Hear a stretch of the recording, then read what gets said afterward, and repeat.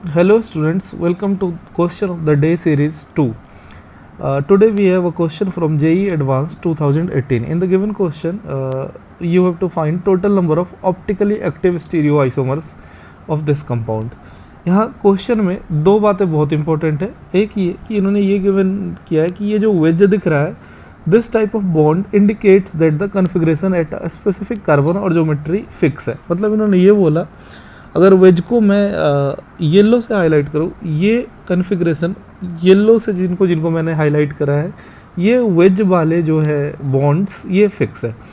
साथ में इन्होंने एक चीज़ और बताया है. इन्होंने बताया ऐसे करके एक बॉन्ड्स बताया है और इस बॉन्ड के बारे में इन्होंने बोला these bonds are flexible bonds. Why so? Because इन्होंने दो बात इन्होंने बोला कि this type of bond indicates that the configuration at a specific carbon and geometry of the double bond is not fix. अब जब इन्होंने बोल दिया geometry of the double bond is not fix, मतलब इस डबल बॉन्ड के across geometry या तो सिस में हो सकती है या ज्योमेट्री ट्रांस में हो सकती है. तो एक बार मैं इस स्ट्रक्चर को बना के आपको दिखा दूं. अगर मैं देखूं, यहाँ 5 कार्बन का चेन था, यहाँ पे एक वेज फिक्स है, इसके एडजेसेंट में एक वेज फिक्स है OH OH, देन यहाँ एक OH ग्रुप है और इसके साथ ये चीज़ें जो है ये बिल्कुल फिक्स है. इतनी चीज़ें basically these are fix bonds जिनको मैंने दिखा दिया. अब इन्होंने बोला ज्योमेट्री अलोंग दिस, ये जो अगर डबल बॉन्ड के अलोंग ज्योमेट्री देखें तो ये फिक्स नहीं है. इसका मतलब ये गिवन फॉर्म या तो ट्रांस में होगा, तो इसके दो फॉर्म एग्जिस्ट करेंगे, एक ट्रांस होगा दूसरा सिस होगा. अगर मैं ट्रांस की बात करूँ तो ट्रांस कुछ ऐसा होगा,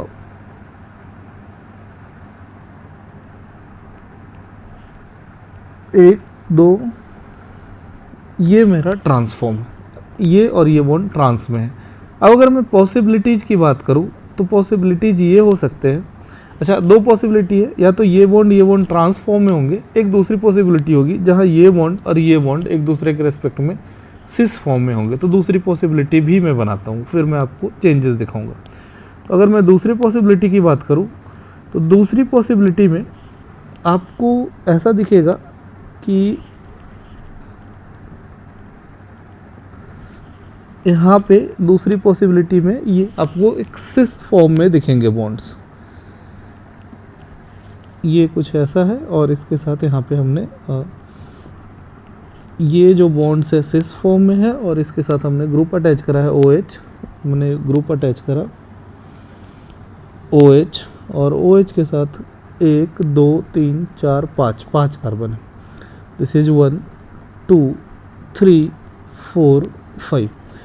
तो आप देखोगे इसके अलोंग ये जो दोनों बॉन्ड्स दिख रहे हैं, मैंने इनको हाईलाइट करा, ये सिस फॉर्म वाली ज्योमेट्री है. This is geometry along this double bond is sis.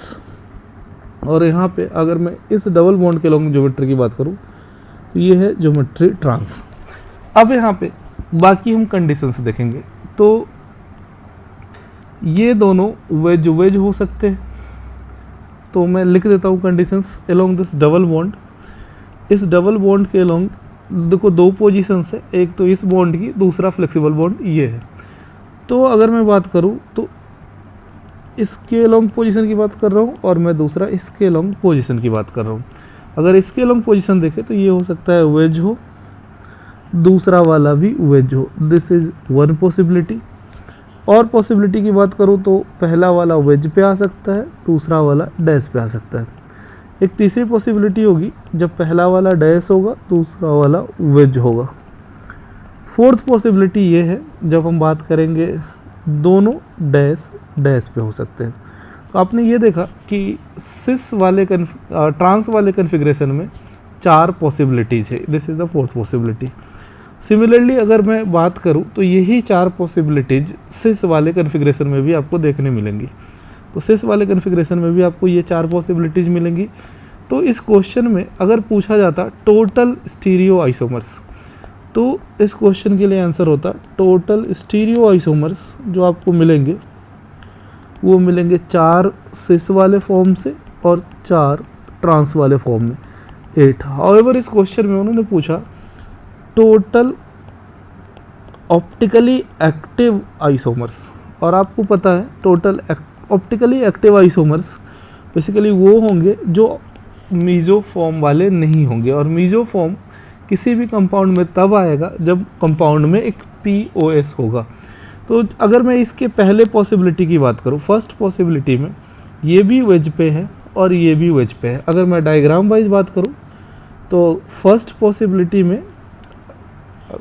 Possibility मैं बना के दिखाऊँ आपको। फर्स्ट पॉसिबिलिटी में ये भी वेज है और ये बॉन्ड्स भी वेज है और ये भी वेज है। अगर मैं बना लूँ तो this is wedge and again this is wedge. अगर आप देखोगे तो पहले पॉसिबिलिटी में इनके बीच से एक POS जाता हुआ दिखेगा, बीच से इनके POS दिखेगा, क्योंकि ऊपर नीचे सिमिलर ग्रुप्स है, बीच से एक POS दिखा, तो दिस इज मीजोफॉर्म। और अगर ये मीजोफॉर्म है तो ये ऑप्टिकली इनएक्टिव है, रेस्ट सारे ऑप्टिकली एक्टिव फॉर्म्स है। तो इस क्वेश्चन का सही आंसर होना चाहिए 7। 7 क्यों? 8 टोटल फॉर्म थे और यहाँ से हमने -1 करा, 1 हमने वो माइनस करा जो मीजोफॉर्म है। तो ये क्वेश्चन का एक सिंपलेस्ट तरीका हो सकता था कि हम स्ट्रक्चर ड्रॉ करें और फिर बताएं। एक और तरीका इस क्वेश्चन को हो सकता है, वो भी मैं आपको मेथड 2 बताता हूँ। तो मेथड 2 देखेंगे अपन, डायरेक्ट फॉर्मूला बेस्ड अप्रोच है, उस पर करते हैं बात। तो this is method 2 for the same question. This is method 2। अगर मैं कंपाउंड को देखूं तो this compound is an unsymmetrical compound, और इस अनसिमेट्रिकल कंपाउंड के अंदर स्टीरियोजेनिक एरिया की मैं बात करूं तो स्टीरियोजेनिक एरिया यहाँ पे मेरे को 3 दिखेंगे। 3 कैसे? तो यहाँ पे एक काइरल सेंटर ये दिखा, दूसरा यहाँ और यहाँ, मतलब अगर एक स्टीरियोजेनिक एरिया ये है, दूसरा स्टीरियोजेनिक एरिया, ये पूरा एरिया एक स्टीरियोजेनिक एरिया है, तीसरा स्टीरियोजेनिक, तो स्टीरियोजेनिक एरिया 3 है।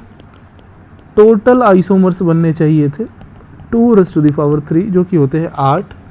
इनमें से एक पॉसिबिलिटी हम माइनस करेंगे, ये वो पॉसिबिलिटी है जब ऊपर और नीचे दोनों सेम फॉर्म में होंगे, और ये एक पॉसिबिलिटी हमने माइनस इसलिए करा क्योंकि ये मीजो फॉर्म है। तो इस क्वेश्चन का सही आंसर होगा 7। Hope you like this question. ऐसे क्वेश्चंस के साथ मैं और आता रहूँगा। Thank you for watching.